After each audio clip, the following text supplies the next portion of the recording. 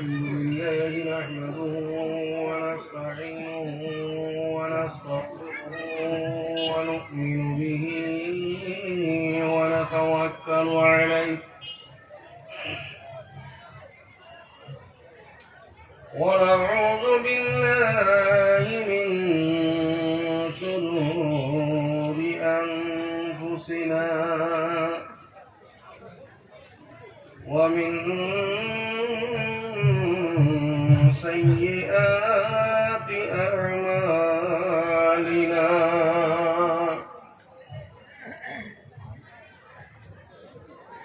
ونعوذ بالله من شرور أنفسنا ومن سيئات أعمالنا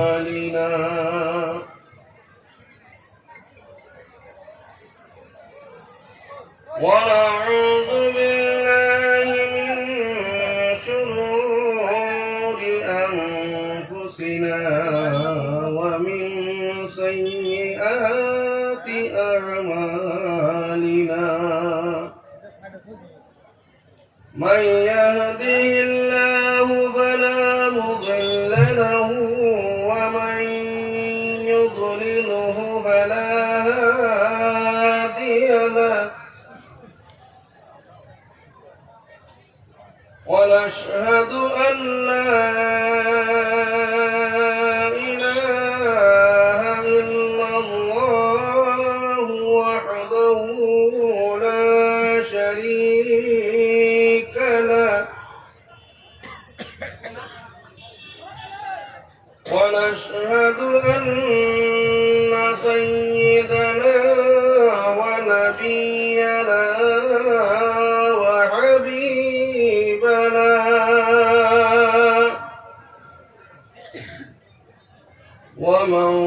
ومولانا محمدا عبده ورسوله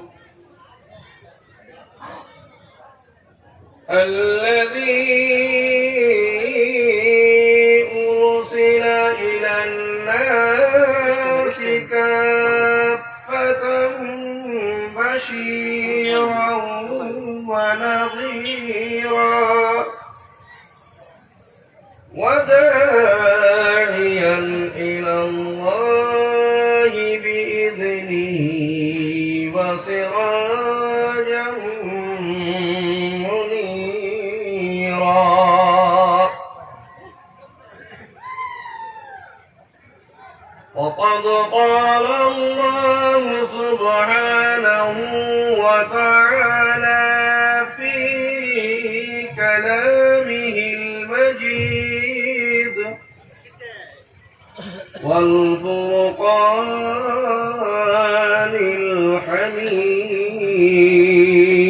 الحميد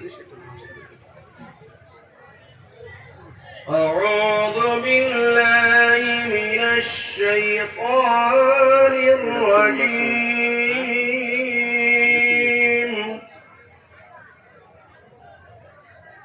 بسم الله الرحمن الرحيم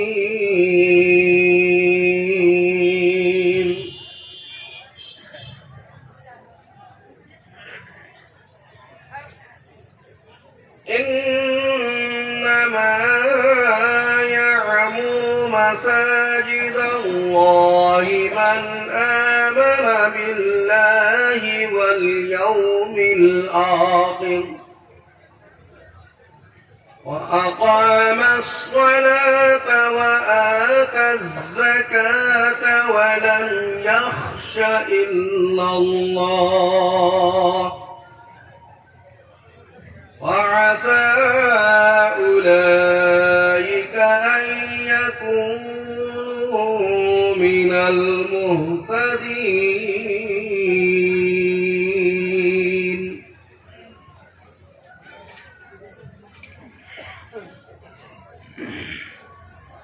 وقال النبي صلى الله عليه وسلم في حديث الشريف عن أبي الدرداء رضي الله تعالى عنه قال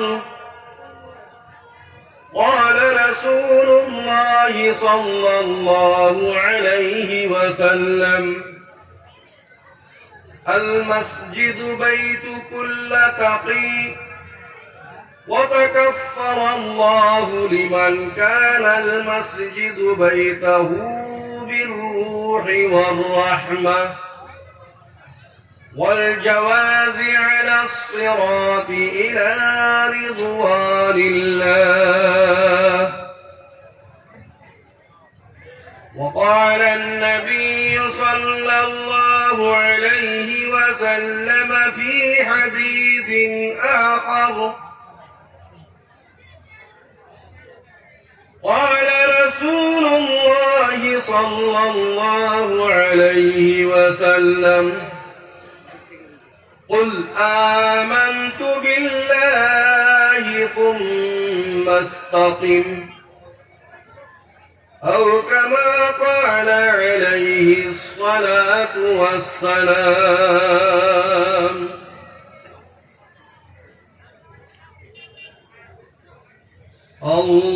اللهم صل على محمد وعلى آله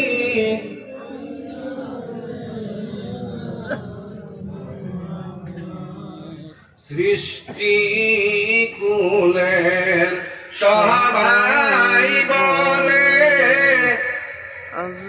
আজকে মোদের খুশির দিন। সৃষ্টি কুলের সবাই বলে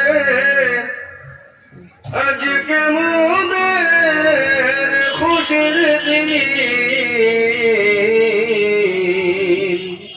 এই জগতে تشريف الليل رحمة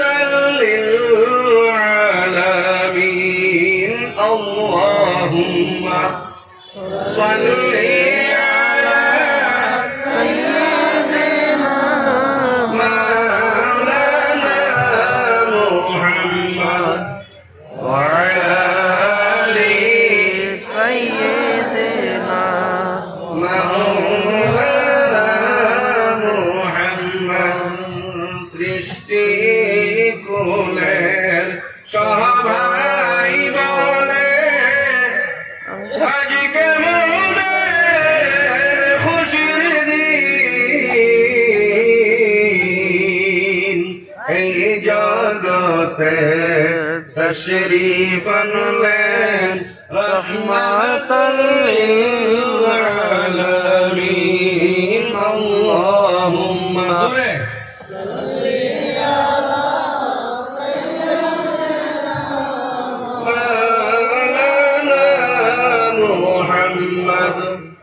وعلى آله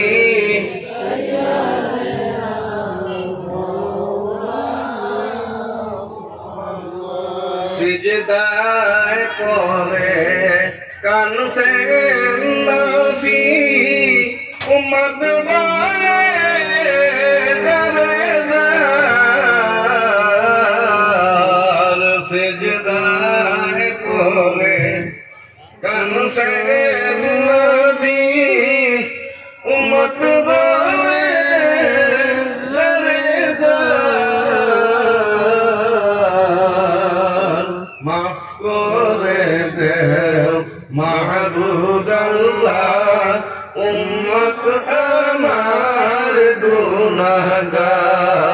আল্লাহুম্মা সাল্লি আলা সাইয়্যিদিনা মাওলানা মুহাম্মদ ওয়া আলা আলি সাইয়্যিদিনা মাওলানা মুহাম্মদ। আল্লাহ যদি দিতেন পাখি আমাদের বানাইয়া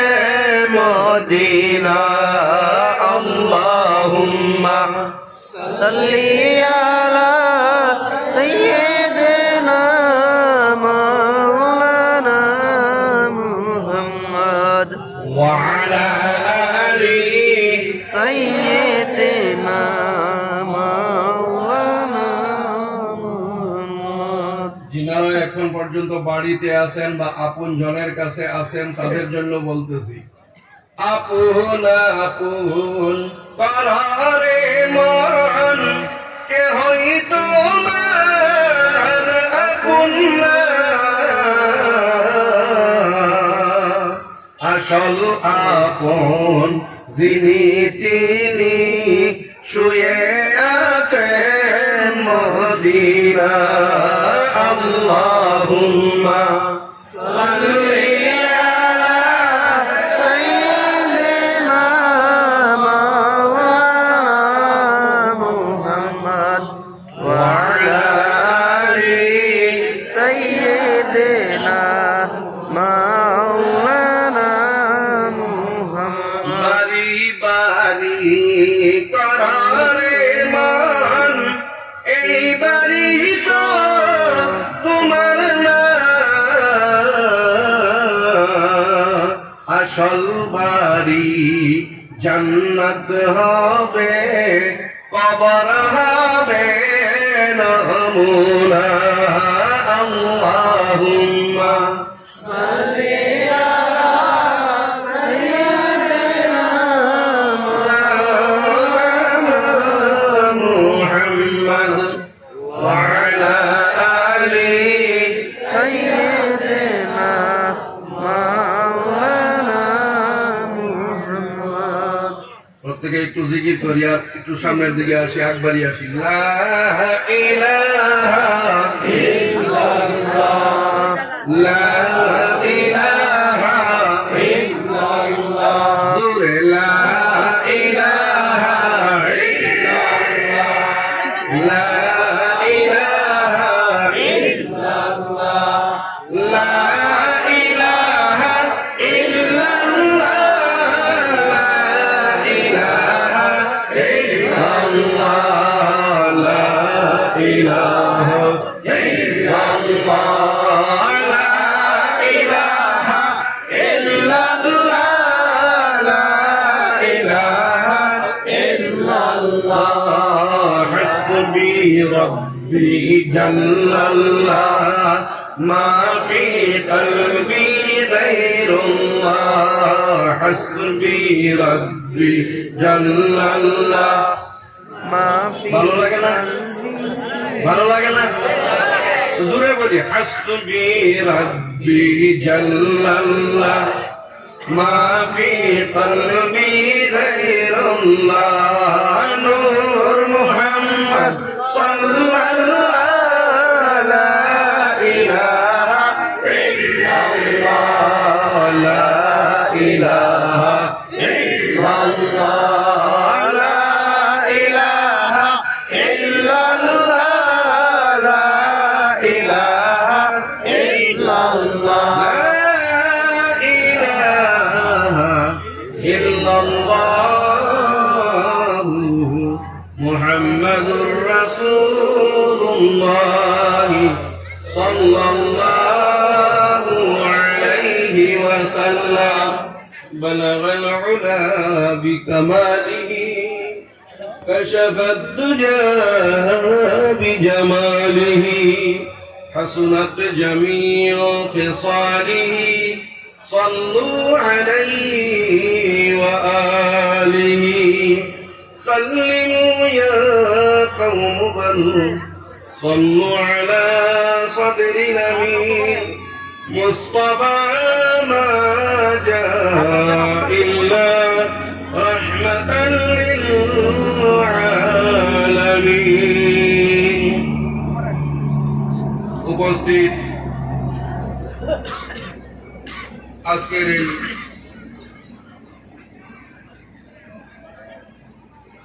বিশাল মসজিদ সংক্রান্তীয় মজলিসের আমাদের সরতাজ সর্বের সর্বা মাননীয় সভাপতি সাহেব দামাত বরকাতুহুমুল আলিয়া,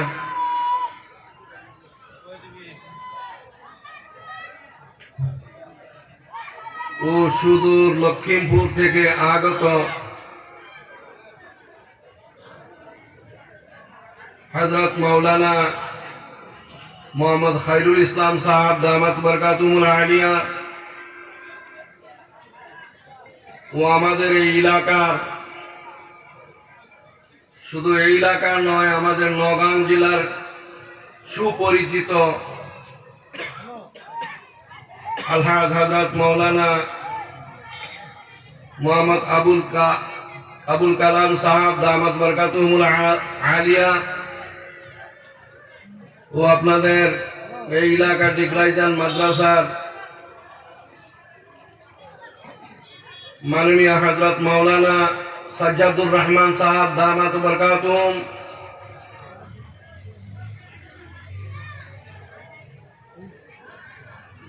হযরত মাওলানা জাহিদ আলী সাহেব দামাত বরকাতুহুমুল আলিয়া, ও দিগার নায়েবে নবী উলামায়ে কেরাম,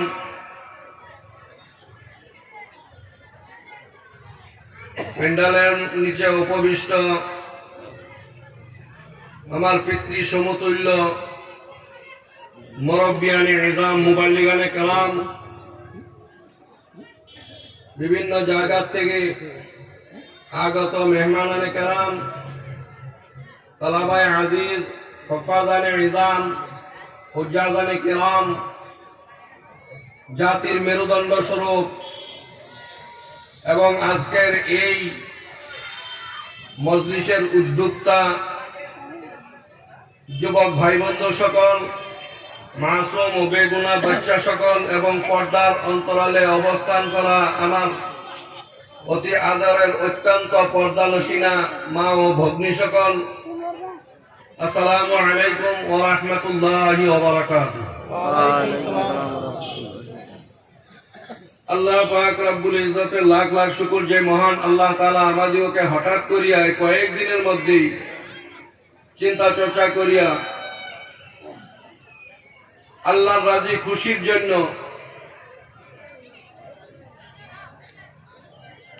যে মেহফিলের আয়োজন করা হয়েছে,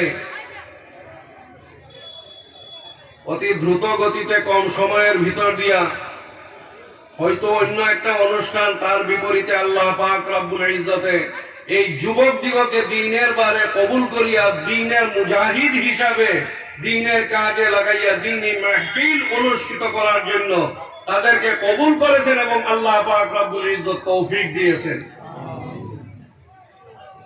এমনই এক মজলিসের মধ্যে ভাই ওয়াজ মেহফিল, কোরআন তিলাওয়াতের মাহফিল, এই মেহফিলে আসলে বসলে এখানে শতকরা গ্যারান্টি আছে, গুনাহ মাফির ওয়াদা আছে।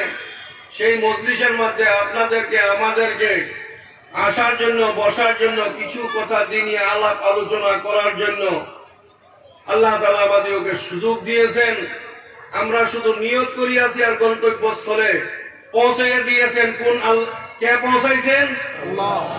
কোন আল্লাহ?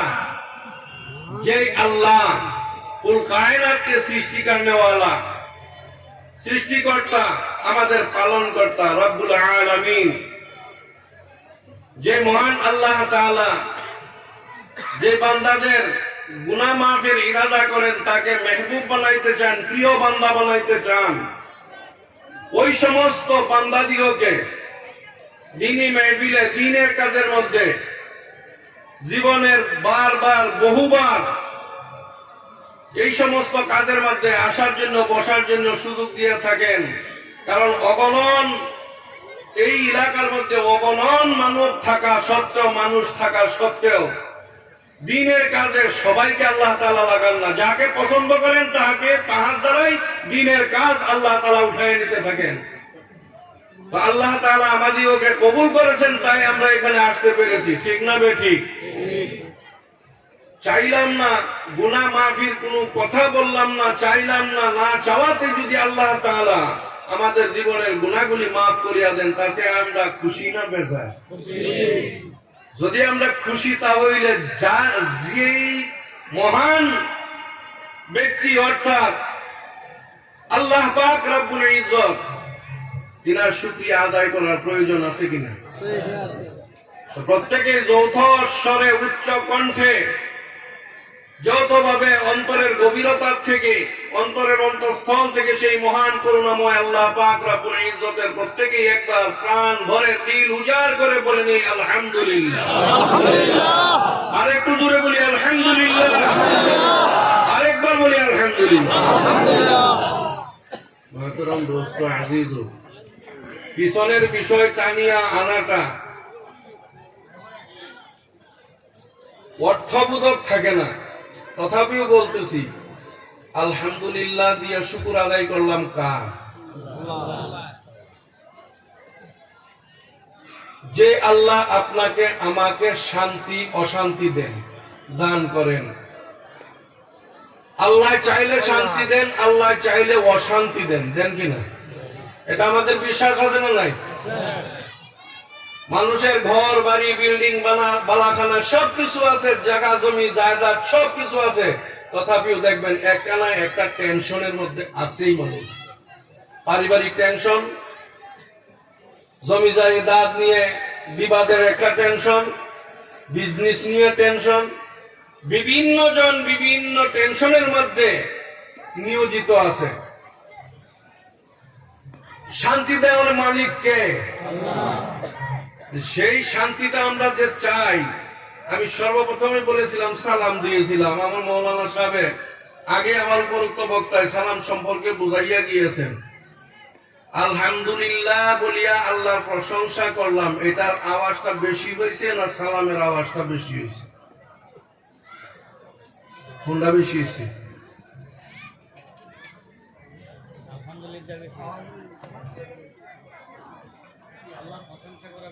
আল্লাহর প্রশংসাটা বেশি হয়েছে। যে আল্লাহর প্রশংসা করলাম সেই আল্লাহ শান্তিদাতা। আসসালামু আলাইকুম এর অর্থ কি?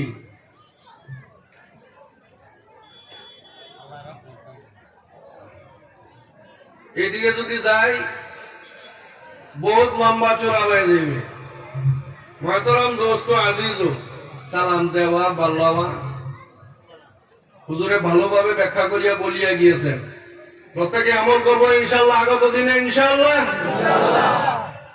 ইনশাল্লাহ মাশাল্লাহ, দেড় মধ্যে আমরা খুব আছি, কামের সমানটা নাই, আছে না নাই?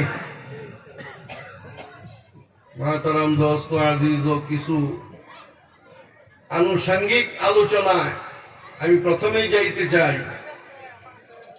যেহেতু মসজিদ সংক্রান্তীয় মজলিস,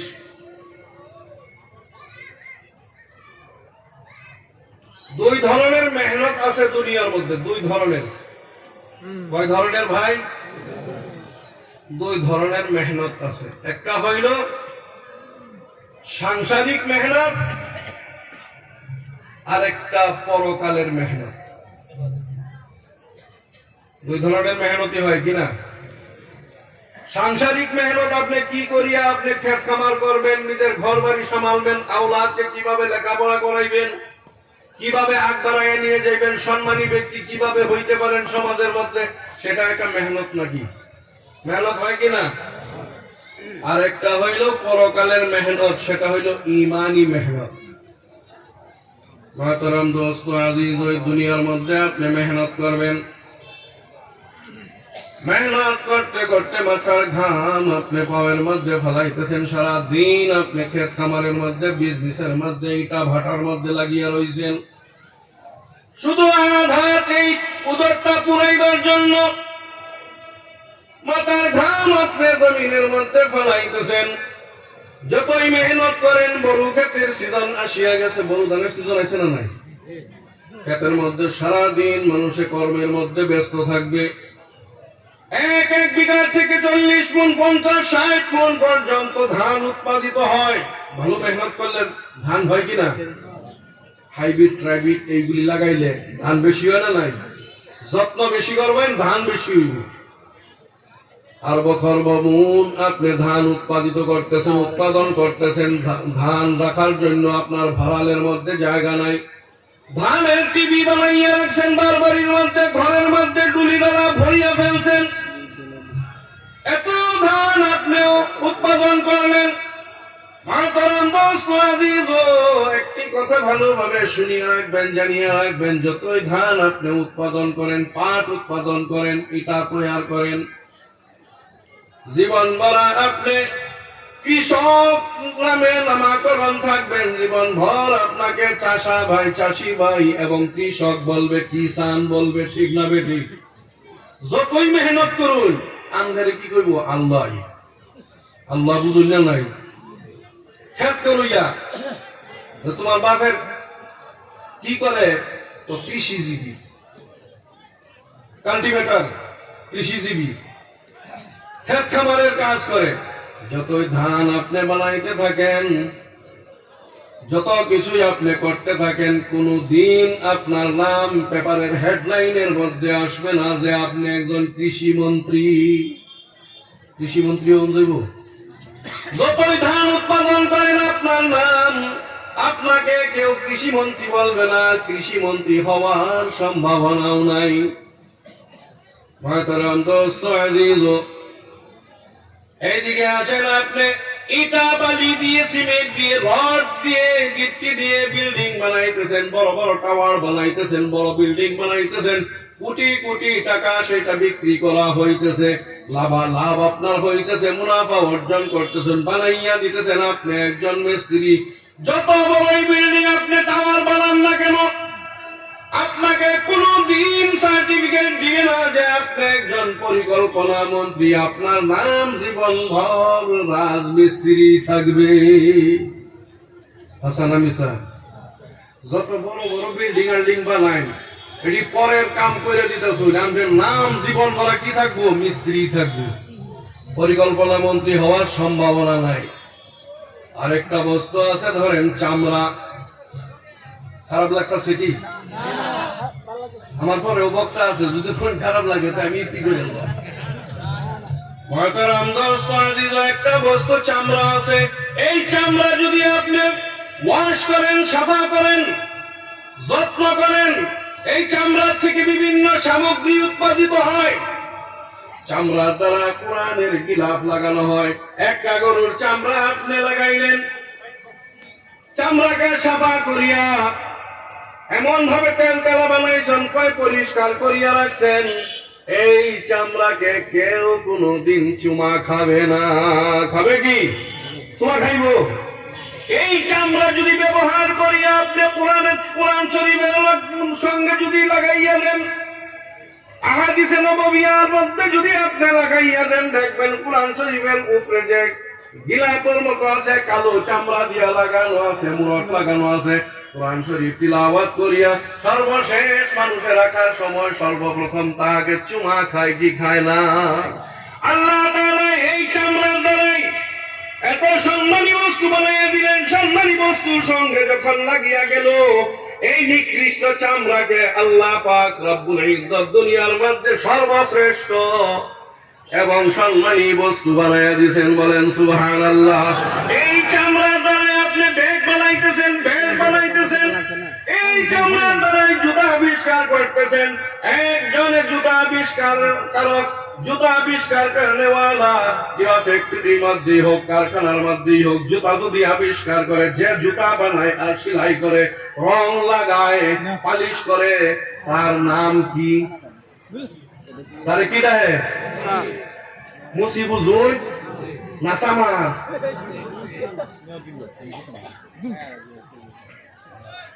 যত ভাবে পরিষ্কার করি আপনি জুতা বানান, জুতা বাজারের মধ্যে বিক্রি হইতেছে, হাজার হাজার টাকা বিক্রি হয়ে যাইতেছে। যত ধরনেরই বস্তু আবিষ্কার করা হয়, হাজার হাজার টাকা বিক্রি করতেছে। যেই বস্তুটা আপনি বানাইয়া দিলেন, সেই বস্তুটা দামি হইয়া গেল, আর আপনি যে বানাইলেন, আপনাকে জীবন ভর মানুষে মুসি আর সামাদ ডাকবে। ফাইন্যান্স মিনিস্টার হওয়ার সম্ভাবনা নাই। ফাইন্যান্স মিনিস্টার হওয়ার সম্ভাবনা আছে? অর্থমন্ত্রী হওয়ার সম্ভাবনা আছে কি? মহতরম দোস্ত আজিজ, এমনই একটি বস্তু হইল, আমি হাদিসে পাক তিলাওয়াত করিয়াছিলাম, ক্বালা রাসূলুল্লাহ সাল্লাল্লাহু আলাইহি ওয়াসাল্লাম, কুল আমানতু বিল্লাহি সুম্মা ইসতাকিম। নবীজি ইরশাদ ফরমান, একবার কলিমা পড়িয়া লও, লা ইলাহা ইল্লাল্লাহ পড়িয়া লও, আল্লাহর উপর ঈমান আনয়ন করো, রাসূলের প্রতি ঈমান আনয়ন করো, মওত পর্যন্ত সেটার উপর কায়েম থাকো, সুম্মা ইসতাকিম। যদি কায়েম থাকতে পারো, আল্লাহ পাক রব্বুল ইজ্জতে তোমাকে সর্বশ্রেষ্ঠ এবং উচ্চতা সম্মানের অধিকারী আল্লাহ দুনিয়াতেও বানাইবেন, কবরে বানাইবেন, আখিরাতের মধ্যেও আপনাকে দামি ব্যক্তি বানাইয়া দিবে। বানাইব না নাই? আর মসজিদের মধ্যে সদা সর্বদাই আজান হইতেছে। আজকে এশার নামাজ পড়ি সময় একজনে বুক ফুলাইয়াই কইতেছে, প্রত্যেক দিন যদি এইরকম মানুষ হইতো নামাজের মধ্যে, সবেরই আমি 4 পথ খাওয়াইতাম। প্রত্যেক ওয়াক্তে যদি এমন মানুষ হইত, সবার উসিলা করে আজকে মানুষ হয়েছে। প্রকৃত নামাজি খোঁজ পাওয়া যাইব কোন সময়? ফজরের নামাজের সময়। ফজরের নামাজের সময় যারা থাকবো, মই মুরব্বী 2-1 থাকবো, আর মসজিদের ইমাম মুয়াজ্জিন, আশেপাশে 2-1 হাফিজ, এই মানুষটি থাকবো, আর বাদ বাকি কেউ থাকবে না। মসজিদ উদার হইয়া যাইতেছে, উদং হইয়া যাইতেছে, মসজিদ খালি হইয়া যাইতেছে। মহতরম দোস্ত আজিজ, মুসলমানি ছাড়িয়া দিছে। আমরা মুসলমান, শব্দে মুসলমান, নামকরণ মুসলমান, কামের বেলায় কিছু নাই। ছোট্টবেলায় একটা গান শুনেছিলাম সকলে, এই গানটা বেশি বেশি চর্চিত ছিল, বলে কাওয়ায় দান খাইল রে ফিরানি মানুষ নাই। কোন শুনে নাই এটা গান? কোন শুনে নাই? খাওয়ার বেলায় আছে মানুষ, কাজের বেলায় নাই, কাওয়ায় দান খাইল রে। নাম মাত্র মুসলমান একজন ব্যক্তিকে যদি কেউ মুনাফিক বলে, বেঈমান বলে, তার 14 খানদান পর্যন্ত পিছলা খাইয়াও পশ্চিম দিকে ফিরে না, পশ্চিম দিকে একবার উষ্টা খাইয়াও পড়ে না, মসজিদে যায় না তো দূরের কথা, পিছলা খাইয়া পশ্চিম দিকেও পড়ে না। ওই ব্যক্তিকে যদি আপনি বেঈমান, মুনাফিক, কাফির বলিয়া আখ্যায়িত করেন, 14 গোষ্ঠী লাঠি লইয়া আপনাকে নিতে নিতে কম নিলেও আপনাকে মেন্টাল পর্যন্ত নিবু দৌড়াইয়া, নিবু না নাই?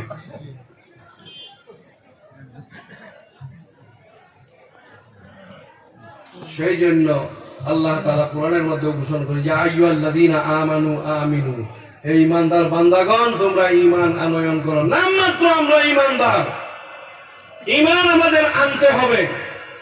বর্তমান যুগে আমাদের ঈমান আস্তে আস্তে উড়িয়া যাইতেছে, চলিয়া যাইতেছে, আর ফেরাউনি রাজত্ব আমাদের মধ্যে আসিয়া যাইতেছে। ফেরাউনের বিস্তার করিয়া ফেলছে, মুসলমানি ছাড়িয়া দিছে, জালিম বাদশা আল্লাহ তাআলা আমাদের উপর নিযুক্ত করিয়া দিছে, বিভিন্ন ধরনের ধাপে ধাপে আমাদের উপর আক্রমণ করতেছে।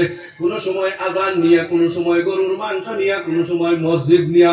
এখন তো বর্তমান মাদ্রাসা যত সরকারি মাদ্রাসা ছিল, টাইটেল মাদ্রাসা, সিনিয়র, প্রি সিনিয়র, সমস্ত একেবারে টোটাল বন্ধ করিয়া দিছে। ঠিক না বেঠিক? মহতরম দোস্ত আজিজ, কইয়াম ফেরাউনের কিছু ঘটনা, কইয়াম অসুবিধা হইব, তাহলে একটু আগুয়াই গয়ে তসবিহ পাঠ করি আর আগুয়াই, সুবহানাল্লাহ ওয়াল, আগুয়াই ভাই, আগুয়াই, মেহরবানি করি। আমি ধরে লেগে নতুন মানুষ, এদিকে আইন একটু সহানুভূতি দাঁড়াই। সুবহানাল্লাহ আলহামদুলিল্লাহ ওয়ালা ইলাহা ইল্লাল্লাহ, সুবহানাল্লাহ ওয়ালহামদুলিল্লাহ ওয়ালা ইলাহা ইল্লাল্লাহ, আল্লাহু আকবার। ভাই জুতা বিন্দাল শুনে মনে হচ্ছে যাইবেন গা না? আর কত বই থাকতো, সন্ধ্যার তেলে কত বইছে।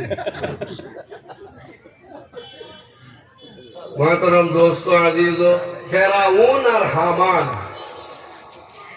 বাড়ি থেকে রাগ করে দুজন গেছে গা। কালামে পাকের আসর আছে না নাই? আল্লাহর কালামের আসর আছে কিনা? আসর আছে।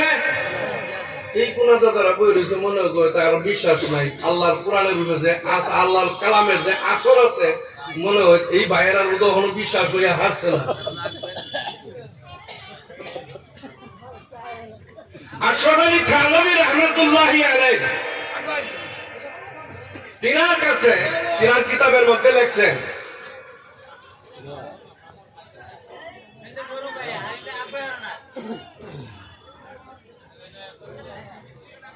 একজন বুজুর্গ বর্তমান আছেন, তিনি নাম কইতাম না, তিনি তিনার বক্তব্যের মাধ্যম দিয়া বলছেন যে কোরআন শরীফ না বুঝা পড়লে সওয়াব নাই।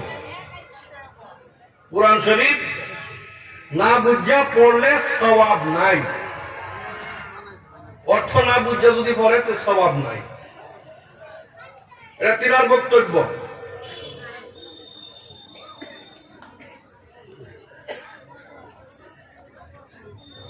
কোরআন শরীফের মধ্যে বহু শব্দ আছে যেটি আল্লাহ আল্লাহর রাসূল এই দুইজনকে ছাড়া পৃথিবীর কোন উলামায়ে জানে না। আলিফ লাম মিম, আলিফ লাম মিম রা, আলিফ লাম মিম সাদ, কাফ হা ইয়া আইন সাদ আছে কিনা? এটির অর্থ কেডা করে ফেলবে? কোন আলিমে জানে? আল্লাহ ছাড়া কেউ জানে না। তাহলে এটা যদি পড়ি সওয়াব হবে না বলে, তাহলে যত আলিম উলামা আছে আর যিনি বলছেন তাহলে তিনি সওয়াবের অধিকারী নাই। আশরাফ আলী থানভী রাহমাতুল্লাহ আলাইহি তিনার কিতাবের মধ্যে লিখছেন ঘটনা যে তিনার কাছে একজন নাস্তিক প্রফেসর গিয়ে উপস্থিত হয়েছেন। ইতিমধ্যেই একজন মুসলমান ব্যক্তি গিয়া বলতেছেন, হুজুর আমার পেটের মধ্যে খুব বেদনা হয়েছে, খুব ব্যথা করতেছে, একটা ফু দিয়া দিন, আমার একটু জায়গা দিন। আমরা আলিম উলামার কাছে যায় না নাই? মানুষ যায় কিনা? আশরাফ আলী থানভী রাহমাতুল্লাহি আলাইহি কিছু মহারে বীর বিরাইছেন, বীর বিরাইয়া কিবা কইছেন, তিনি দোয়া কালাম কইছেন, কইয়া ফু দিয়া দিছেন। নাস্তিকে কইতেছে প্রফেসরে, বেশি জ্ঞানী তো, যে বেশি জ্ঞানী হয় সে শয়তান হয়। নাস্তিকে কইতেছে পয়লা আপনার কাছে আবদার জানাইছে, পেটের মধ্যে বেদনা হইছে, ব্যথা হইছে, আপনি হইলে ইনজেকশন দিতেন, নাহলে কিবা ট্যাবলেট দিতেন, ক্যাপসুল দিতেন, এইটা না দেখাইরা আপনি একটা মুখে ফু মারছুন। এটা তো মুক্ত বাতাসের লগে মিশ্রিত হইয়া হইয়া এটা সারা পৃথিবী বিশ্ব ব্রহ্মাণ্ড শুদ্ধ গেছে গা। এই ফুয়ে তার কি কাম হইব?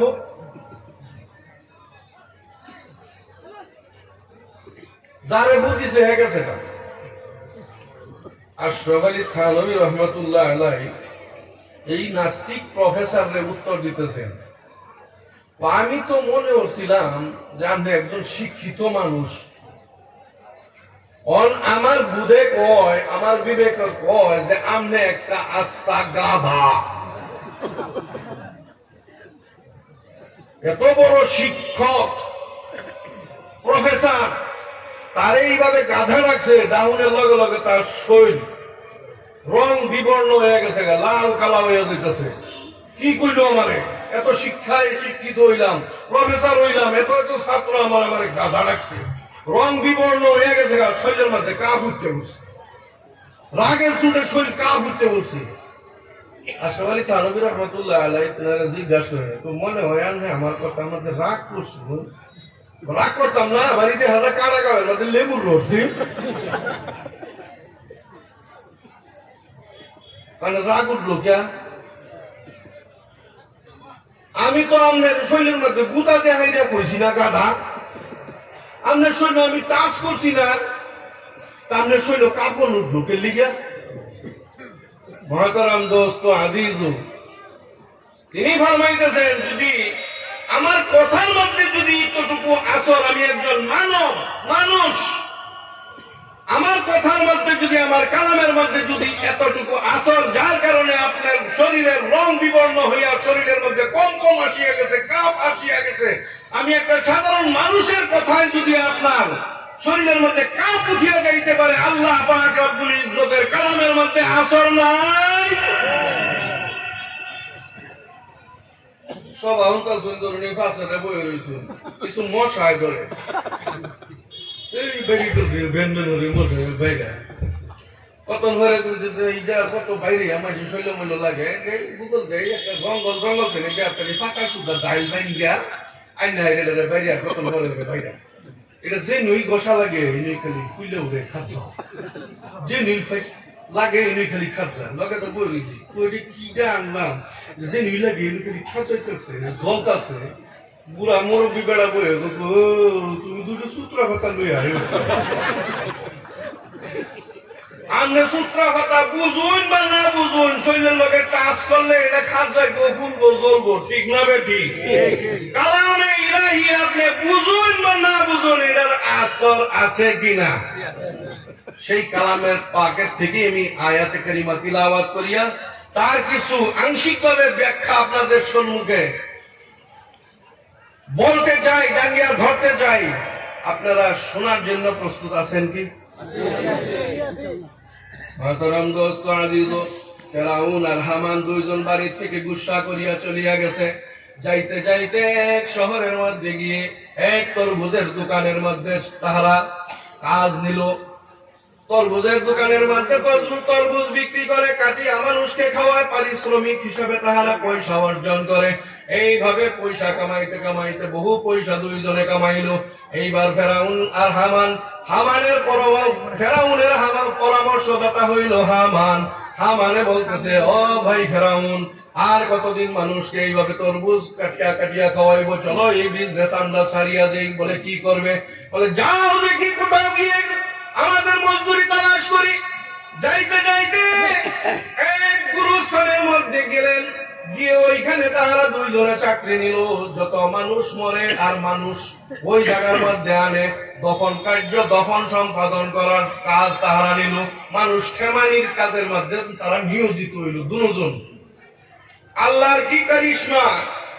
ওই যুগের মধ্যে মহামারীর রূপ ব্যাপক ভাবে ধারণ করছে। এটার নাম হইল কলেরা। কলেরা বেমার। কলেরা যখন হয় বস্তিকে বস্তি পরিষ্কার হয়ে যাইতে থাকে না, নাই? এটা আল্লাহর গজবের থেকে একটা বেমার হইল কলেরা। কলেরা লাগিয়া গেছে এই দেশের মধ্যে, কলেরা লাগছে। মানুষ ডেইলি 100, 150, 200 করিয়া আসতেছে। কার লাশকে আগে ঠেমাইতে পারে? ভয়ে ভয়ে দূর হয়ে গেছে। যদি এই বেমার আমার কাছে আসিয়া যায়, আমি যদি এই বেমারে রোগে আক্রান্ত হইয়া যায়, আমিও মারা যাইব। মানুষের নিজের লাশ পর্যন্ত, নিজের আত্মীয় স্বজনের লাশ খবর দেওয়া রাজি না। ওই জায়গার মধ্যে দুইজনে পরামর্শ করিয়া হামান আর ফেরাউন বলতেছে, এইভাবে লাশ ঠেমানো যাইবে না। যে বেশি পয়সা আমাদিগকে বেশি বেশি দিবে তার লাশটা আগে ঠেমানো হইব, ওই পরিয়ালের লাশ আগে ঠেমানো হইবে। লটারি দেওয়া শুরু হচ্ছে, এখানে পয়সা ঘুষ খাওয়া শুরু হচ্ছে। যে পয়সা বেশি দেয় তারটা আগে দেয় ঠেমা। এইভাবে লাশ খবর দিতে দিতে দীর্ঘমেয়াদী বিনারে বিভিন্ন এই রোগের মধ্যে আক্রান্ত হয়ে গেল মানুষ। আর মানুষ দৈনন্দিন ওই গুরুস্থানের মধ্যে আনতেছে, আর তাহারা কবরস্থ করতেছে। পারিশ্রমিক হিসাবে টাকা পয়সা অর্জন করতেছে। অর্জন করতে করতে বিশাল টাকার অধিকারী হয়ে গেছে। এইবার হামান বলতেছে, আর কত লাশ ঠেমাইব, আর কত লাশ এইভাবে কবর দিব, চলো এই চাকরিটা ছাড়িয়া দিই। ফেরাউনে জিজ্ঞাসা করে, এখন আর কি কাজ বাহির হইছে, কি কাজ করবাম? এখন নেতাগিরি করুন লাগবো। কি করুন লাগবো? নেতাগিরি। বুদ্ধি যদি আমাদের কাছে 8 বস্তা ভর্তিও থাকে, পয়সা যদি না থাকে, নেতাগিরি চলবো কি? আর যদি পয়সা আমাদের কাছে আছে, আমরা একজন অশিক্ষিত মানুষ, দেখবেন যে আমাদের পরামর্শ দেওয়ার অভাব নাই, ঠিক না ঠিক?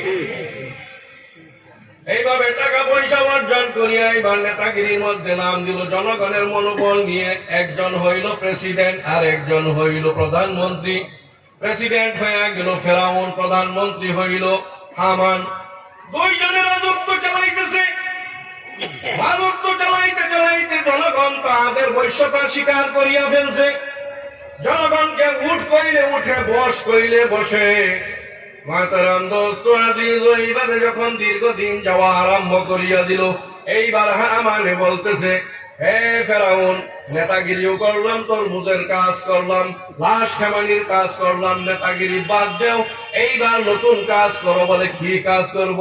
বলে এইবার তুমি খুদাই বলিয়া দাবি দাও। বলেন নাউযুবিল্লাহ। কি দাবি দাও? খুদাই দাবি দাও। ফেরাউনে কয়, ডাইরেক্ট খুদাইগিরি যদি করস, মানুষে ফিরাইয়া তক্তা বানাইয়া খদারে রদাইয়া তক্তা বানাইয়া খদাই দাবি হরুন করে। বুদ্ধি তো আমি দিব। বলে কি বুদ্ধি দিবে? বলে এই এলাকার মধ্যে, দেশের মধ্যে এখন তুমি শাসনকর্তা হয়ে গিয়েছো, তুমি প্রেসিডেন্ট হয়ে গেছো, যা বলবে জনগণ তা তোমার হুকুম পালন করবে। এই দেশের মধ্যে যত আলিম উলামা আছে, মাদ্রাসা আছে, কওমি মাদ্রাসা আছে, মসজিদ আছে, সম্পূর্ণ বন্ধ করিয়া দেওয়া হোক। আর আলিম আর তালিবে ইলমকে এক সাইডের থেকে কচু কাটা আরম্ভ করা হোক। ফেরাউনে আমাদের পরামর্শ মোতাবিক তার তলতিয়া যত মানুষ ছিল এই কাজের মধ্যে নিয়োজিত হইয়া, যত আলিম উলামা ছিল, এক ধারের থেকে মারা আরম্ভ করলো, কাটা আরম্ভ করলো। কাটতে কাটতে আলিম উলামা শেষ করলো, তালিবে ইলম শেষ করলো, মাদ্রাসা বন্ধ করিয়া দিল, মসজিদগুলির মধ্যে তালা লাগাইয়া দিল। বর্তমান যে পরিস্থিতি আমাদের মধ্যে চলতেছে, আসতেছে, আস্তে আস্তে মিয়ানমারের দশা আরম্ভ হইয়া যাইবে। ঠিক না ঠিক? বহু পূর্বে মিয়ানমারের মধ্যে মুসলমানের উপর আক্রমণ ছিল, তারপর আংসান সুচি ক্ষমতাচ্যুত হওয়ার পর আবার দ্বিতীয়বার করিয়া মুসলমানের উপর আবার আক্রমণ নতুন করিয়া আরম্ভ হয়ে গেছে। আমি নিজে ফেসবুকের মধ্যে দেখিয়েছি, একজন ছোট্ট বাচ্চা পাঞ্জাবি পরিহিত, পায়জামা পরিধান করা, মাথার মধ্যে টুপি আছে, চতুর্পাশে ওই জায়গার যারা সেনাবাহিনী এবং আওয়াম যারা আছে, ওই বাচ্চাকে ঘেরাও করিয়া প্রত্যেকের হাতের মধ্যে অস্ত্র, ধারালো অস্ত্র। এই বাচ্চা, মুসলমান বাচ্চা যখন একজনের কাছে যায়, আস্তে করিয়া ওই হাতিয়ার দিয়া একটা কূপ মারে। বাঁচার জন্য যখন আরেকজনের কাছে যায়, সেও আস্তে করিয়া একটা কূপ মারে। মানে একেবারে কূপ মারলে তো শেষ হয়ে যাইবে। মুসলমানকে এইভাবে শাস্তি, যার কাছেই যাইতেছে তার কাছেই কূপ খাইতেছে। এইভাবে একেবারে মারে নাই, আস্তে আস্তে তিলে তিলে মারা আরম্ভ করিয়া দিছে। সেই তিলে তিলে মারা আমাদের জন্য, আমাদের মধ্যেও আসিয়া যাইতেছে। প্রথমে মিয়ানমারের মধ্যে ভোটার অধিকার শেষ করিয়া দিছে, রেশন কার্ড কর্তন করিয়া দিছে, পান কার্ড, আধার কার্ড সব বরখাস্ত করিয়া দিছে।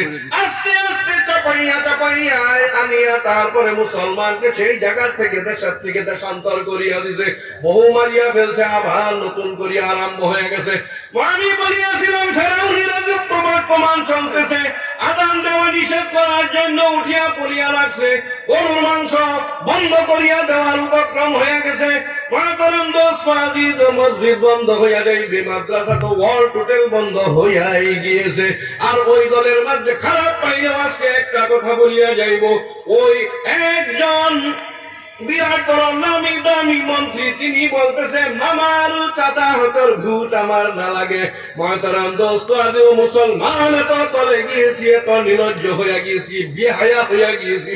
বলতেছে যদিও আপনাদের ভূত না লাগে, আপনারা যদি ভোট, আমাদের ভোট যদি লাগে না, তথাপি হুজুর করিয়া আপনার দিগকেই ভোট দিব। দলে দলে শতকরা 30-40 জন ব্যক্তি সেই পার্টির মধ্যে চলিয়া যাইতেছে। তারাও তো মুসলমান, একটু সজাগ হওয়ার দরকার।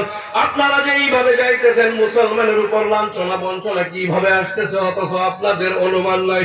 মহতারাম দোস্ত আজিজ, ফেরাউন এইবার বলতেছে খুদাই বলিয়া দাবি করো, বলে সব মাদ্রাসা বন্ধ করো, মসজিদ বন্ধ করো। বন্ধ করিয়া দিল। ফেরা হামালি বলতেছে 100 বৎসরের জন্য বন্ধ করিয়া দিতে হবে। 100 বৎসরের মধ্যে এই জায়গার মধ্যে কোন আল্লাহর নাম নেওয়ালা বাকি থাকতে পারবে না। একজন আলিম যদি জিন্দা থাকে, তাহলে আপনার খোদাইগিরি দাবি করা যাইবে না। সব বাড়িয়া যখন শেষ করিয়া দেওয়া হইল, 100 বৎসর পরিপূর্ণ হয়ে গেল, ওই সময় তার মনের মধ্যে বুদ্ধি আসিয়া গেল, 100 বছর পার হয়ে গেছে, আমার যুক্তি দিতেছে এখন আপনার খোদাই দাবি করার সঠিক সময় আসিয়া গিয়েছে। মানুষকে দোয়া করছে, এটা আমার মুখের কথা নয়, কোরআনের মধ্যে উল্লেখ আছে, ফাহাশারা ফানাদা ফাকালা আনা রাব্বুকুমুল আ'লা। জনগণকে একত্রিত করিয়া উঁচা জায়গার মধ্যে সে দাঁড়াইল। মাতারাম দোস্ত আজিজ, ফেরাউনের জীবন ব্যবস্থা এরকম ছিল, 40 দিনে একবার বাইতুল খলায় যাইত, লেট্রিনে যাইত। কয় দিনে? 40 দিনে একবার পায়খানা করত। আল্লাহ তাআলা তার হায়াত দিয়েছিলেন 400 বছর। মানুষকে একত্রিত করিয়া সবাই আয়োজন করিয়া উচ্চ জায়গার মধ্যে সে বলতেছে, আইয়ুবী কিতাবের মধ্যে লেখা আছে, সেই কিতাবও বর্তমান বন্ধ, যদিও সিনিয়রে পড়ানো হইতো সেটাও বন্ধ করিয়া দেওয়া হয়েছে। মুসলমানের ইতিহাস আস্তে আস্তে উঠাইয়া দিতেছে। ওই জায়গার মধ্যে আছে ওয়াকাদ হানা ওয়াক্তু ইজহারি, উচ্চ জায়গার মধ্যে উঠিয়া বলতেছে, হে জনসাধারণ, একটা কথা আমি তোমাদের কাছে বলতে চাই, যেই কথা এতদিন পর্যন্ত গোপন রাখিয়াছিলাম, আজকে সেটা প্রকাশ করার সময় হইয়া গিয়েছে। বলে কি কথা? ফাহাশারা ফানাদা ফাকালা আনা রাব্বুকুমুল আ'লা, আমি হইলাম তোমাদের সবের থেকে বড় খোদা, আমি বড় খোদা, রব্বে আকবার। বলেন নাউযুবিল্লাহ। তার কলতিয়া চেলা চামচা যারা ছিল তারাও বলতেছে, কানে না হইলে আর খোদা কেডা হইতো, আমি খোদা। মাতারাম দোস্ত আজিজ, যখন খোদাই বলিয়া দাবি করলো, মানুষকে আরো সে পরামর্শ দিতেছে যে তোমাদের বাপ দাদা, নগর দাদা, সগর দাদা দুনিয়ার মধ্যে আছে কি?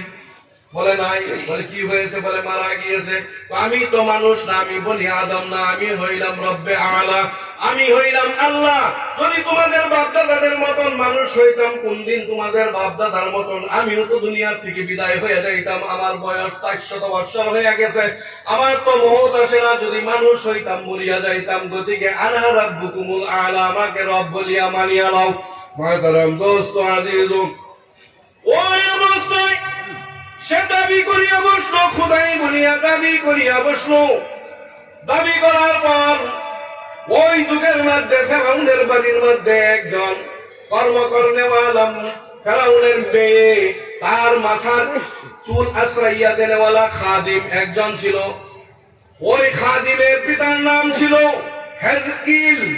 হেজকিল তার পরিবার ছিল মাসুদা। মাতারাম দোস্ত আজিজ, ফেরাউনের অত্যাচারে অত্যাচারিত হইয়া তারা গোপনে গোপনে ইসলাম তাহারা গোপনে রাখতো, প্রকাশ করে নাই। কিন্তু আসল কথা, ঈমানদারের ঈমান বেশি সময় আটকায়া রাখা যায় না। ঈমানওয়ালার ঈমান বেশি সময় গোপন থাকে না, ঠিক না বেঠিক? হাসা কথা ফলায় থাকে কি? বাদশার বাড়ি চুরি হইছে, চুরি হইলে রাজদরবারও বইয়া সবই আলোচনা করতেছে। গেট কিপারও গেটের মধ্যে গেট কিপার আছে। বাদশার বাড়ি চুরি হইল কেমনে? আর চুরি যদিও হইছে, চুরে তো বস্তু লইয়া গেল না, বস্তু ফেলায় তুই চুর গেল গা, আইলো কেমনে? এই আলোচনা যে করতেছে, এই চুর সাহেবও এই পার্টির মধ্যে বওয়া। সবাই আলোচনা করিয়া শেষ, তখন এই সুরেও কইতাছে, তো তোমরা আলোচনা শেষ হয়েছে? কহ শেষ হয়েছে। আমি কিছু কইতাম নি। তো ক আমার মনে হয়, তার বলে মনে হয়। যখন গেটের মধ্যে গেট কিপার আসিল না, এই সুযোগে সুর ভিতরে ঢুকছে। ঢুকিয়া যখন সামান টামান বস্তা বাইন্দা লইয়া যাওয়া শুরু করছে, আমার মনে হয় দেখছে আবার গেট কিপার আয়া গেট খার হয়ে রয়েছে। অহন সুর যাই কোন যা, ও ওয়ালের লগে একটা গাছ, এই গাছ বায়া বায়া হাইরা উফরে উঠছে।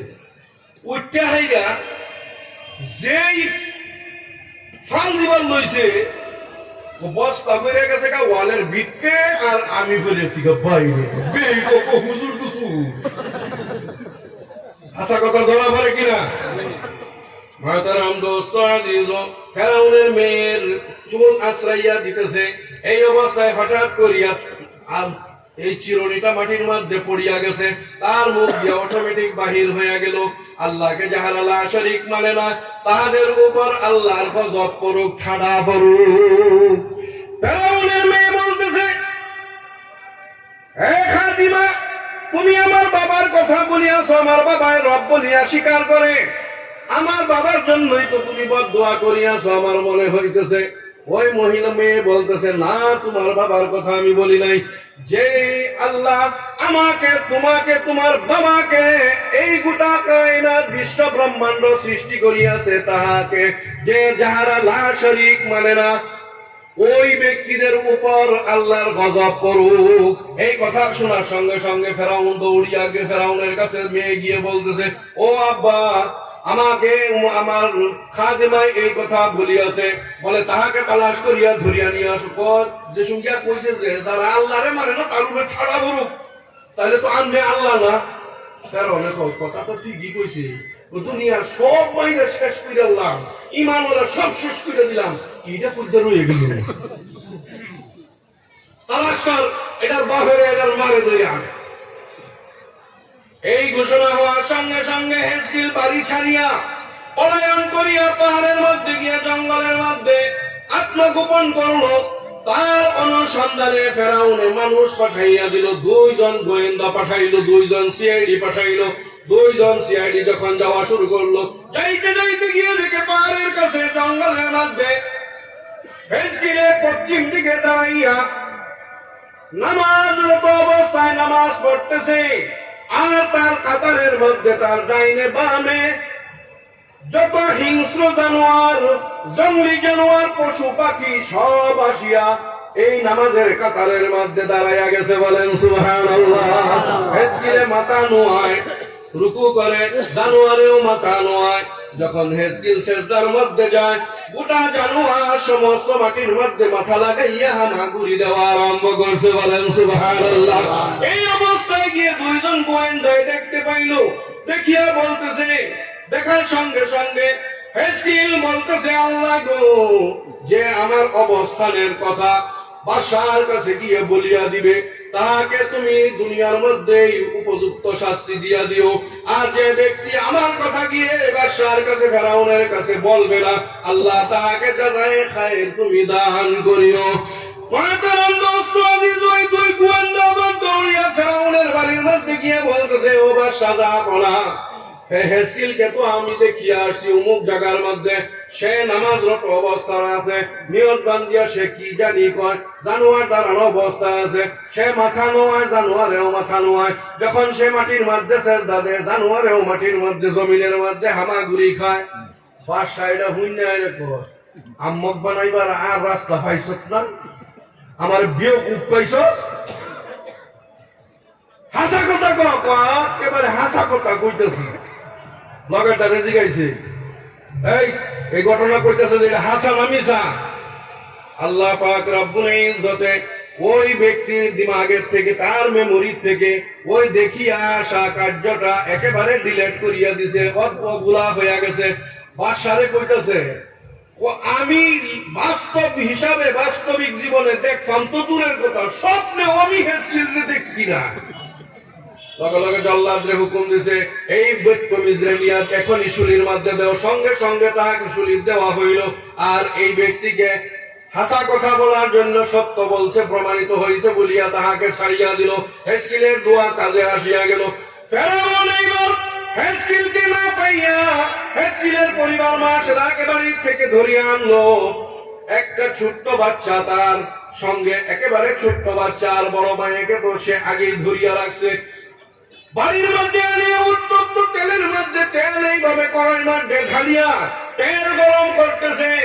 আর বড় মায়েকে বলতেছে, আমাকে তুমি খোদা বলিয়া মানো, লা শারিকা, যে যাকে তোমরা মানতেছো, আল্লাহকে মানতেছো, আল্লাহকে ছাড়িয়া দাও, আমাকে রব বলিয়া তুমি মানো, তাহলে তুমি নাজাত নিষ্কৃতি পাইয়া যাইবে।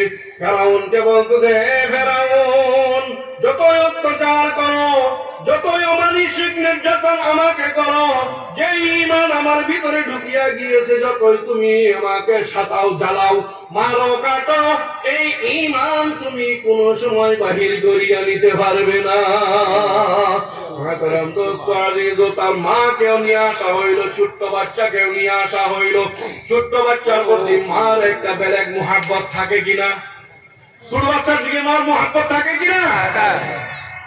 যেমন যে মুরগি বাচ্চার লইয়া হয়ে গেছে, খাইতেছে, ছোট ছোট বাচ্চা এটা টুক টুক টুক টুক করে দানা খাওয়াইতেছে, চাল দিছে, খুদ দিছে বা কিছুটা আসলাই খাওয়াইতেছে। বড় মুরগি একটু জাগরিলা মুরগি যখন বুগলো আইব আউলে লগে লগে এই বাচ্চার মুহাব্বতে পাক টাঙ্গাই একটা ডাক দেওয়া বিলিন কিনে আমার দিয়ে খাইবি, বলে না নাই? ওই মহিলা মানুষটা তার সম্মুখে ওই তার বড় মেয়েকে যখন জবা করা হইল বলতেছে, তুমি আমাকে খোদা বলো, বলো কখনো হইতে পারে না। জবা করা হইল, জবা করার পূর্বে বলতেছে, মা গো আপনি একটু চিন্তা করবেন না, আপনি অটল থাকবেন, অবিচল থাকবেন, অটুট থাকবেন, আল্লাহকে ছাড়বেন না, ফেরাউনকে খোদা মানবেন না। দেখা দৃষ্টি তোমাকে জবা করা হইতেছে, আর আমার দৃষ্টির সম্মুখে আল্লাহ পাক রব্বুল ইজ্জতে জান্নাত ভাসাইয়া দিছে। জবা করতে দেরি হইবে, কিন্তু আল্লাহ জান্নাতে পৌঁছাইতে দেরি হবে না। বলেন লা ইলাহা ইল্লাল্লাহ।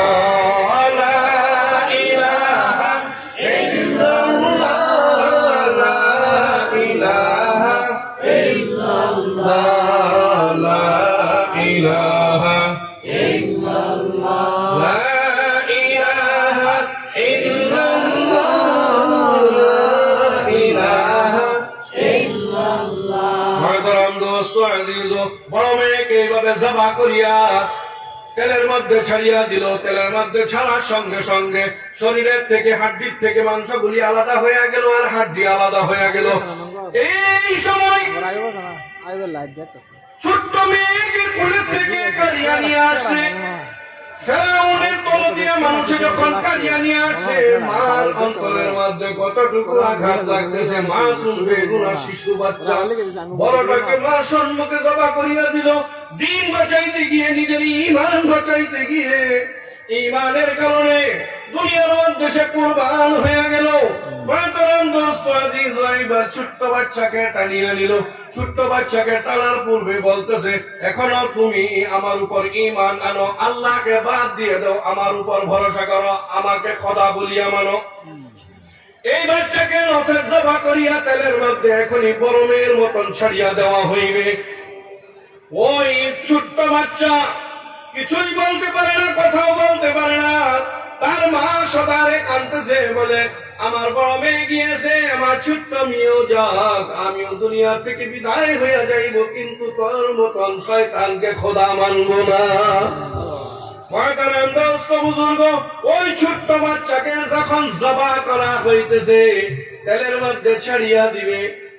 জবা করার পর ওই বাচ্চার মুখ দিয়ে, অবু শিশুর মুখ দিয়ে বাহির হয়ে গেছে, ইয়া উম্মা ইসবিরি ইন্নাকি আলাল হাক্কি। ও মা, আপনি সবর করেন, আপনি হকের উপর থাকবেন, আমার ব্যাপারে আপনি ধৈর্য ধারণ করেন। বলেন সুবহানাল্লাহ। একটা পিঁপড়ার কামড়ের থেকে বেশি কষ্ট অনুভব হয় না মা। কাটতে দেরি হইবে, কিন্তু আল্লাহ জান্নাতে পৌঁছাইতে দেরি করবে না। ইন্নাকি আলাল হাক্কি, আপনি হকের উপর অটুট থাকবেন।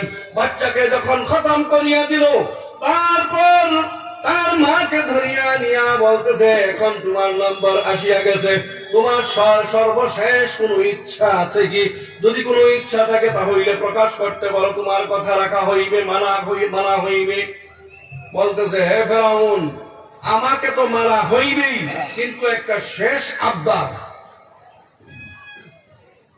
আমরা তিনজনের 3 মাস শরীরের যে হাড্ডিগুলি আছে, এই হাড্ডিগুলি বিভিন্ন বেলেগ বেলেগ কবরস্থ না কইরা, বেলেগ বেলেগ কবর না থইয়া, একটা কবরের মধ্যে আমাদিওকে থইয়া যাইবা, একটার মধ্যে আমাদিওকে দফন করবা। ফেরাউনে বলতেছে, এটা তো আমার বেশি বালা, কম খরচে ফর্তা বালা, যদি খাও ভুট্টা কলা।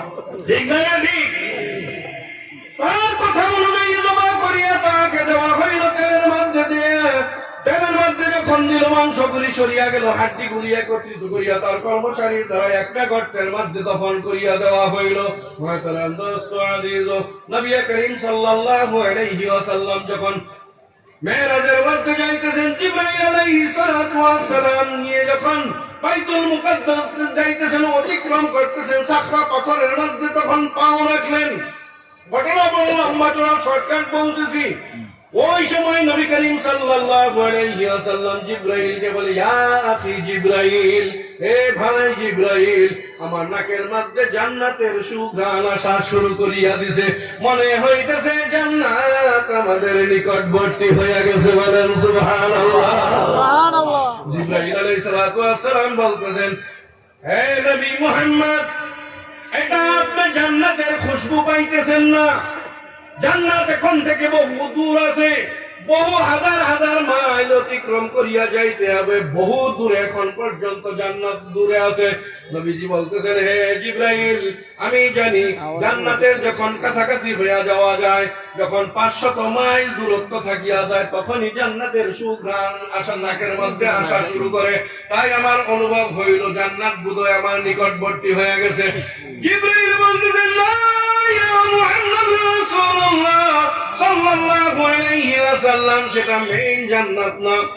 এই জান্নাত হইল ফেরাউনের যুগের মধ্যে, মূসা আলাইহিস সালাতু ওয়াস সালামের জামানার মধ্যে হেজকিল ছিল একজন ব্যক্তি, আল্লাহকে এবং মূসা আলাইহিস সালামকে নবী বলিয়া মাননেওয়ালা একজন। তার পরিবারের মধ্যে 3 জন আরো ছিল তার পরিবার, আর তার 2 মেয়ে ছিল। হেজকিল তো এইভাবে আত্মগোপন করিয়া বাঁচিয়া গেল। ঘটনা বলিয়া দিলেন যে এইভাবে বাঁচিয়া গেল, তার পরিবার বাঁচতে পারে নাই, আওলাদ বাঁচতে পারে নাই। ওই আওলাদের যখন তেলের মধ্যে ছাড়িয়া দিল ফেরাউন, হাড্ডিগুলি থাকিয়া গেল। ফেরাউনের কাছে শেষ আবদার জানাইল একটি গর্তের মধ্যে কবরস্থ করার জন্য, যাতে কাল কিয়ামতের ময়দানে, হাসরের ময়দানে 3 মাঝি একসঙ্গে হাড্ডিগুলি নিয়ে উপস্থিত হয়ে আল্লাহর দরবারে বলতে পারে, আল্লাহ গো, তোমার দ্বীনের জন্য, ইসলামের জন্য আমি দুনিয়া কুরবান হয়ে আমার মাঝি একত্রিত হয়ে গিয়েছি। আল্লাহর সম্মুখে যাতে গিয়ে এই নজরানা পেশ করতে পারে। ফেরাউনের কাছে আবদার রাখলো, ফেরাউনে তাহাকে সেই কথার সম্মতি হইয়া এক গাতার মধ্যে রাখিয়া দিল। মাতারাম দোস্ত আজিজ, সেই কবরের মধ্যে রাখার সঙ্গে সঙ্গে কবরের মধ্যে ফেরাউনের কর্মচারী হাড্ডি রাখতে দেরি হয়েছে, কিন্তু সেই কবরটা জান্নাত বানাইতে আল্লাহ দেরি করে নাই। সেই জান্নাতের গ্রাম নবীজি আপনার নাকের মধ্যে আসিয়া গেছে। বলেন সুবহানাল্লাহ।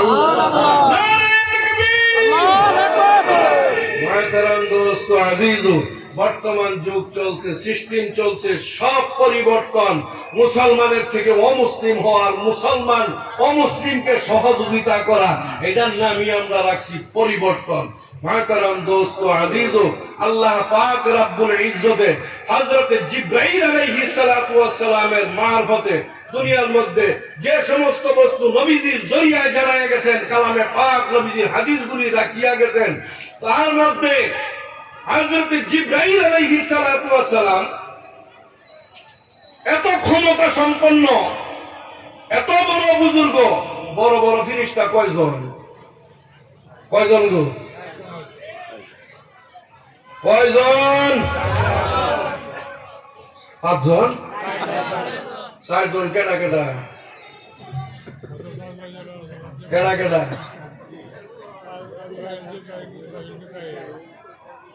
তিনজনের নাম ফটাফট কোন যায়? জিবরাইল, মিকাইল, ইসরাফিল না ইসরাইল। মিকাইল, ইসরাফিল আর জিবরাইল। একটা নাম বললেই মানে দম বাড়ি হবে, এটা হইল আজরাইল। এটার নাম কি? আজরাইল।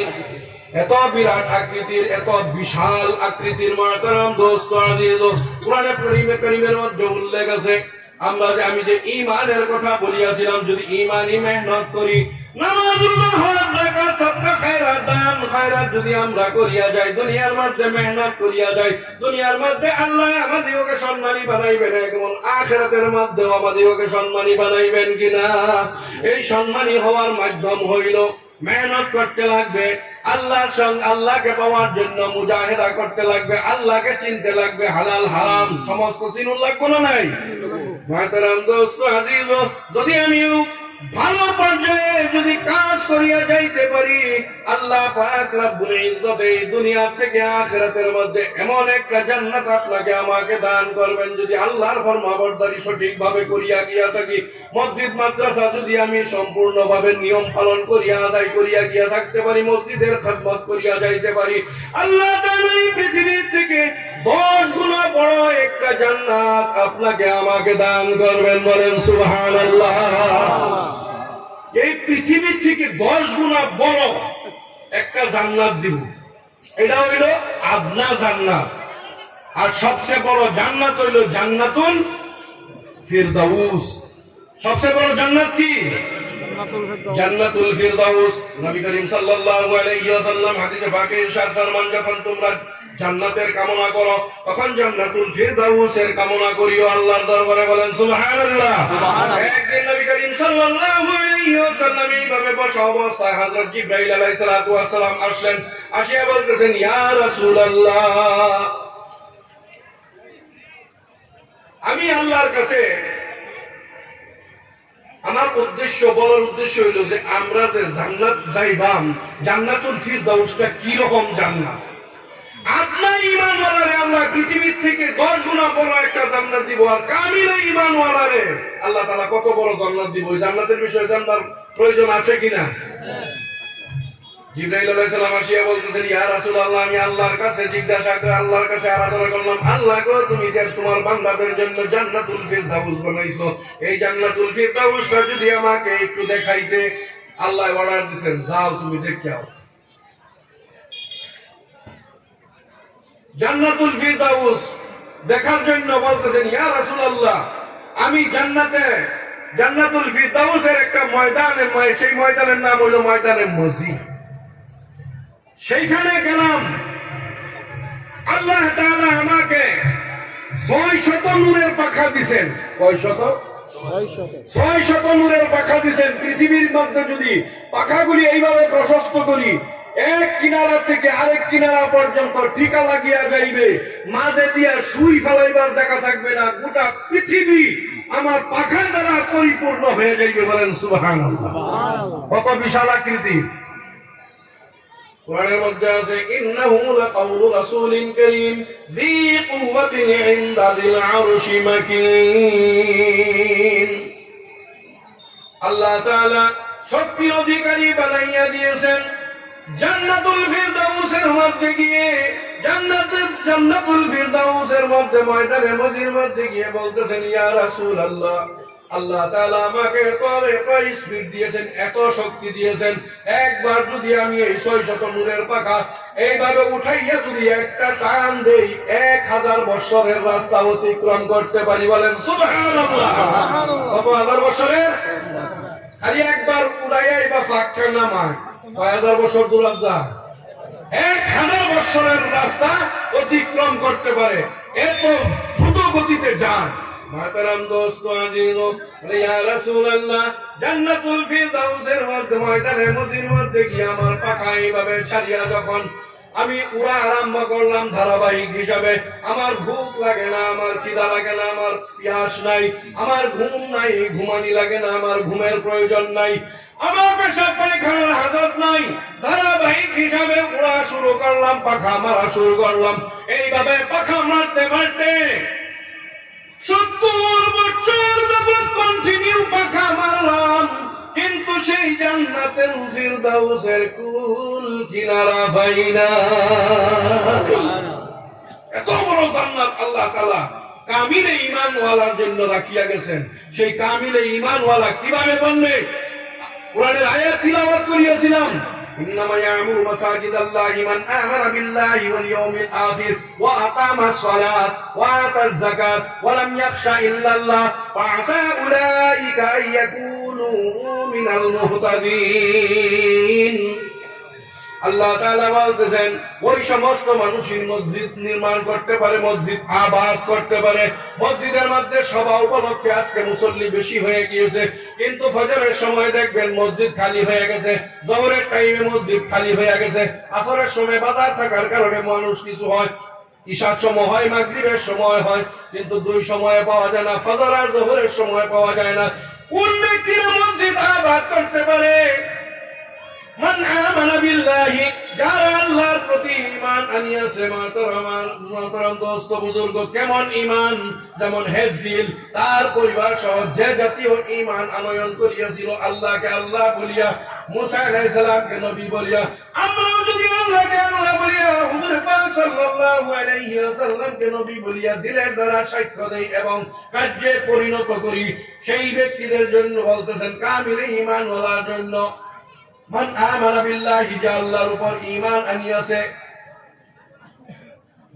ওয়া আকামাস সালাম, মান আমানা বিল্লাহি ইন্নামা ইয়ামুরু মাসাজিদাল্লাহি মান আমানা বিল্লাহি ওয়াল ইয়াউমিল আখির, যারা কিয়ামতের উপর বিশ্বাস রাখে, আল্লাহর উপর বিশ্বাস রাখে, নামাজ কায়েম করে, যাকাত দেওয়ার ক্ষমতা আছে, যাকাত আদায় করে, ওয়ালাম ইয়াখশা ইল্লাল্লাহ, কোন ব্যক্তিকে সে পরোয়া করে না, আল্লাহ ব্যতীত কাউকেও ভয় করে না। আল্লাহ বলতেছেন ফাসা উলাইকা ইয়াকুনু মিনাল মুহতাদিন, আশা করা যায় এই সমস্ত মানুষই হেদায়েতের অন্তর্ভুক্ত হবে। হাদিসে পাকের মধ্যে আছে আল মসজিদু বাইতুকুল্লা তাকি, মসজিদ কেমন ব্যক্তিদের ঘর, মসজিদ হইল প্রকৃত মুত্তাকি ব্যক্তিদের ঘর। মাতারাম দোস্ত আজিজ, মুত্তাকি ছাড়া মসজিদ নির্মাণ হবে না। আল মসজিদু বাইতুকুল্লা তাকি ওয়া তাকাফফালাল্লাহু লিমান কানা আল মসজিদু বাইতাহু, আল্লাহ পাক রব্বুল ইজ্জত ওই ব্যক্তির জন্য নিজে কফিল হয়ে যান, নিজে জিম্মাদার হয়ে যান, যে নাকি মসজিদের খেদমত করে, কাজের জন্য বাড়িতে আসার পরে দিয়েও মসজিদের ধাউতি অন্তরে আছে, দ্রুত গতিতে মসজিদের মধ্যে আবার চলিয়া গেল, মসজিদের অভাব অভিযোগ সে দূর করিয়া দিল। মসজিদের মধ্যে সদা সর্বদাই যেমন নিজের ঘর বাড়িকে মুহাব্বত করে, আদর করে, পয় পরিষ্কার করে, এমন অন্তরের দ্বারা মসজিদকে যে ভালোবাসে, আল্লাহ পাক রব্বুল ইজ্জত তার উপর সদা সর্বদাই রহমত নাযিল করেন। বলেন সুবহানাল্লাহ। মাতারাম দোস্ত আজিজ, আমার সময় পার হয়ে আরো অনেক কালি গেছে, গতিকে যেতুরি কইছি এই পর্যন্তই। আমাদের সবাইকে এক আল্লাহওয়ালা হওয়ার জন্য হুজুরে পাক সাল্লাল্লাহু আলাইহি ওয়াসাল্লামের নির্দেশনাবলী যেগুলি আছে তার উপর পুঙ্খানুপুঙ্খভাবে আমল করিয়া, দুনিয়ার থাকিয়া ঈমান অর্জন করে, ঈমানের মেহনত করিয়া নিজের ঈমানকে মজবুত বানাইয়া যাতে ঈমানি হালতে দুনিয়া থেকে বিদায় হইতে পারি, প্রত্যেককে আমার পথ থেকে বেশি বেশি আল্লাহ তাআলা আমলের তৌফিক দান করুন। যে সমস্ত কথাগুলি এখানে বলা হইল, যদি একটা কথার উপরও যদি আমরা আমলকারী হয়ে যাই, হইতে পারে আল্লাহ তাআলা এই আমলের ওসিলা করিয়া কাল কিয়ামতের ময়দানে নাজাতের ওসিলা বানাইয়া দিবেন। গতিকে প্রত্যেকে আমল করব ইনশাআল্লাহ। আল্লাহ তাআলা আমলের তৌফিক দান করুন।